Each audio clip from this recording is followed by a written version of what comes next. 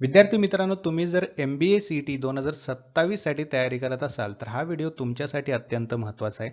आजच्या व्हिडिओमध्ये आपण ओव्हरऑल एक्झाम पॅटर्न बघणार आहोत. पूर्ण सिलेबस हा सेक्शन वाईज कसा दिलेला आहे, कोणत्या सिलेबसमध्ये कोणत्या सेक्शनला किती क्वेश्चन्स असणार आहेत, ओव्हरऑल प्रश्न किती आहेत आणि त्यासाठी वेळ किती दिलेला आहे, म्हणजे ड्युरेशन किती आहे, टोटल मार्क्स किती आहेत, या सर्व गोष्टी आजच्या व्हिडिओमधून तुम्हाला कळणार आहेत, जे की तुम्हाला तुमच्या प्रिपरेशनमध्ये मोठी मदत करणार आहे. त्यामुळे सगळ्यांनी हा व्हिडिओ शेवटपर्यंत बघायचा आहे. आणि हा ओव्हरऑल सिलेबस तुम्हाला एक्सपर्टच्या गायडन्सच्या अंतर्गत कव्हर करता येणार आहे.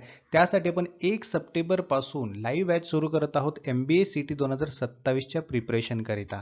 त्यासाठी तुम्हाला काय करायचं आहे, दिलेल्या नंबरवरती व्हॉट्सअप मेसेज किंवा व्हॉट्सअप कॉल करायचा आहे आणि ही प्रिपरेशन बॅच सुरू करायची आहे. किंवा ग्लोबल ऑनलाईनचं ॲप डाउनलोड करा. ॲपच्या थ्रू सुद्धा तुम्हाला ही बॅच जॉईन करून प्रिपरेशन करता येईल. या बॅचमध्ये तुम्हाला तुमचा संपूर्ण सिलेबस हा लाईव्ह सेशनमध्ये कव्हर करता येणार आहे. एखादी अडचण असेल, लाईव्ह सेशन अटेंड करता नाही आलं तर त्याचा रेकॉर्डेड वर्जन मिळणार आहे. Topic wise MCQs, notes, mock test, MCQ series PDF या सर्व गोष्टी या बॅचमध्ये मिळणार आहेत. तर अजिबात उशीर करू नका, लवकरात लवकर जॉईन करा आणि प्रिपरेशनला सुरुवात करा.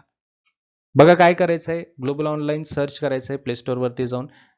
असं एक बघा, डायरेक्टली एक्झाम पॅटर्नवर जम्प करण्याआधी जाणून घ्या ही एक्झाम काय आहे, एक्झाम बेसिक्स काय आहेत, बरोबर. तर दरवर्षी किती एक्झाम व्हायला पाहिजेत, एक्झामचा पॅटर्न कसा असला पाहिजे, तर हे कोण डिसाईड करतं, तर state CET cell Maharashtra decide करतं. हे एक्झामिनेशन कंडक्ट कोण करतं, तर स्टेट CET सेल महाराष्ट्र ही एक्झाम कंडक्ट करतं. मग सगळ्यात महत्त्वाचा प्रश्न, का एक्झाम कंडक्ट केली जाते, याचा पर्पज काय आहे, तर तुम्हाला MBA किंवा MMS है ना करण्यासाठी बेस्ट कॉलेजमध्ये ॲडमिशन घ्यायचं असेल, मग ते कॉलेज महाराष्ट्र गव्हर्नमेंटच्या under, university managed, aided, unaided कुठलंही असेल, त्यामध्ये जर तुम्हाला MBA MMS साठी ॲडमिशन घ्यायचं असेल तर CET तुमचं क्लिअर असणं गरजेचं आहे. ती तुमची एलिजिबिलिटी आहे. मग या एलिजिबिलिटी क्रायटेरियाला पूर्ण करण्यासाठी, ही एलिजिबिलिटी पात्रता पूर्ण करण्यासाठी तुम्हाला CET सेल द्यावी लागते.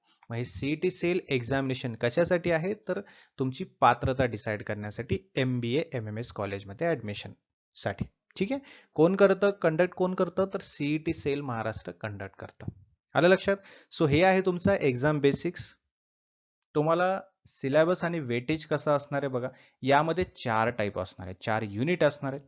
पहिला म्हणजे लॉजिकल रिझनिंगचा युनिट, दुसरा अब्स्ट्रॅक्ट रिझनिंग, तिसरा वर्बल ॲबिलिटी किंवा त्यालाच रीडिंग कॉम्प्रिहेन्शन म्हणतात, आणि चौथा म्हणजे क्वांटिटेटिव्ह ॲप्टिट्यूड. लॉजिकल रिझनिंग ह्याला सगळ्यात जास्त वेटेज आहे. जवळपास 75 प्रश्न यामध्ये विचारले जातात 75 मार्कसाठी. अब्स्ट्रॅक्ट रिझनिंग मध्ये 25 प्रश्न विचारतात 25 मार्कसाठी. वर्बल ॲबिलिटीमध्ये ग्रामर, इंग्लिश वगैरे सर्व असणार आहे आणि त्यासोबतच पॅसेज सुद्धा तुम्हाला दिलं जाईल. पॅसेजवरती क्वेश्चन्स विचारले जातील. ओव्हरऑल 50 त्यामध्ये प्रश्न असतील 50 मार्कासाठी.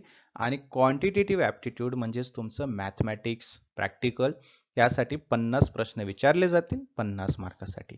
याप्रमाणेच 200 प्रश्न 200 मार्कासाठी तुमचे टोटल असणार आहेत.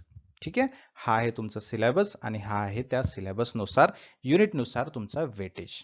ठीक आहे. सो या पद्धतीनेच किंवा या पॅटर्न नुसारच आपल्याला प्रिपरेशन करायचं आहे. सो हा झाला आपला ओव्हरऑल सिलेबस डिव्हिजन. आता आपण पेपर पॅटर्न बघूया. सो बेसिकली ही एक्झाम मोड जी आहे हे CBT मोडमध्ये असणार आहे, म्हणजेच कॉम्प्युटर बेस्ड टेस्टिंग. तर मला कॉम्प्युटरवरती बसून ही पूर्ण एक्झामिनेशन द्यायची आहे. ओव्हरऑल 200 प्रश्न तुम्हाला विचारले जातात आणि प्रत्येक प्रश्नासाठी तुम्हाला 1 मार्क असणार आहे. दॅट मीन्स 200 प्रश्न 200 मार्कासाठी तुम्हाला विचारले जाणार आहेत. ओके.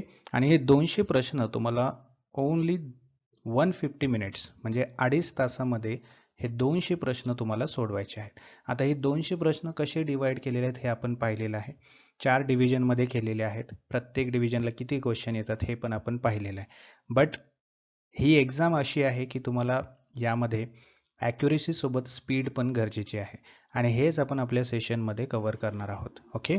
सो 200 प्रश्न 150 मिनिटामध्ये कसे सोडवायचे हे आपण ओव्हरऑल प्रॅक्टिस आपल्या सेशन्समध्ये करणार आहोत. ठीक आहे. टाईप कसे आहेत, MCQ टाईपची ही एक्झाम असणार आहे ना. 5 ऑप्शन्स तुम्हाला दिले जातील, त्यापैकी एक तुम्हाला चूज करायचं राईट आन्सर. प्रत्येक राईट आन्सरसाठी 1 मार्क असणार आहे. निगेटिव्ह मार्किंग याच्यामध्ये नाही. हा मोठा फायदा तुम्हाला होणार आहे, कारण कुठलाही प्रश्न त्याचं जर आन्सर तुमचं चुकलं है ना, जसं की नॉर्मली कॉम्पिटेटिव्ह एक्झामला 1/4 असं निगेटिव्ह मार्किंग असते ती या एक्झामिनेशनमध्ये तुम्हाला राहणार नाही. सो याचा मोठा ॲडव्हान्टेज तुम्हाला आहे की तुम्हाला जे येणारे प्रश्न तुम्ही सोडवून झाले की तुम्हाला जे न येणारे प्रश्न आहेत त्याचे पण तुम्ही आन्सर्स देऊ शकता. ठीक आहे. सो हा ओव्हरऑल पॅटर्न तुमचा असणार आहे आणि मार्किंग सिस्टीम असणार आहे.